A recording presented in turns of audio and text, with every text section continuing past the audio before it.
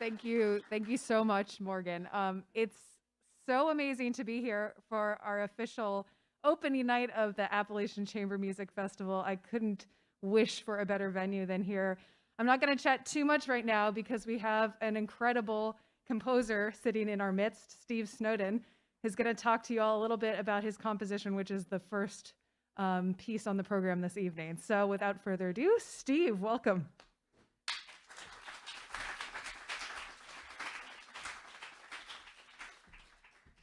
Hi, everyone.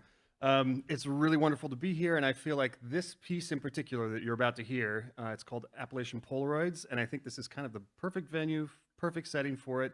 And come to think of it, I think this is the first time that I've introduced a piece of mine to an audience for about a year and a half. Yeah, this feels pretty good. I'm originally from the Ozarks in southern Missouri, about 10 miles north of Branson, if any of you have been to Branson, Missouri before. That's where I grew up.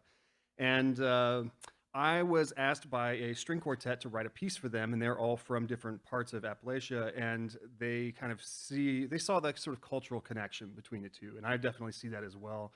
And what I wanted to do is something so similar to what this beautiful place is trying to do, as well as the festival, and that is bringing together Appalachian culture with classical music. And in this case, I grew up around a lot of bluegrass and kind of folk style singing and that sort of thing. And I that's kind of my musical roots, where I come from, even though I've studied classical music and composition.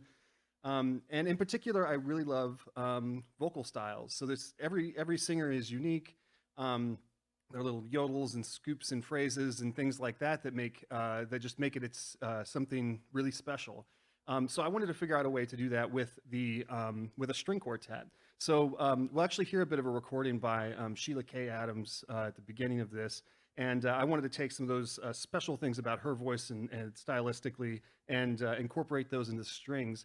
And part of it for me is not just an interesting musical exercise, but also as someone who grew up in a pretty rural, isolated area in the Ozarks and has lived in cities and sort of learned about classical music and this whole tradition and that sort of thing. I wanted to write a piece that would represent the joy and the hardship that comes with living an isolated rural life.